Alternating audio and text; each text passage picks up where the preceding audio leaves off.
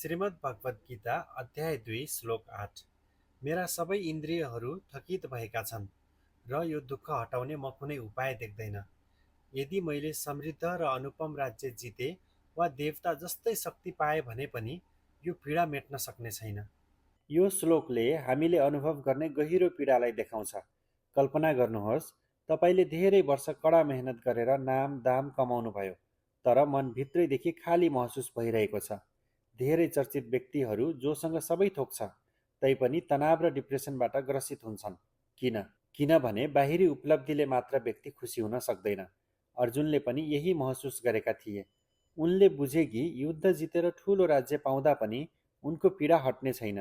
यस श्लोकले हामीलाई सिकाउँछ कि साँचो सुख बाहिरी कुराबाट होइन, भित्री शान्तिबाट आउँछ। जब हामी दुखी हुन्छौँ, तब पैसा वा फेमलाई समाधान ठान्नुको सट्टा आत्मचिन्तन, आध्यात्मिक ज्ञान र आन्तरिक शान्तिमा ध्यान दिनुपर्छ। हरे कृष्ण, हर हर महादेव।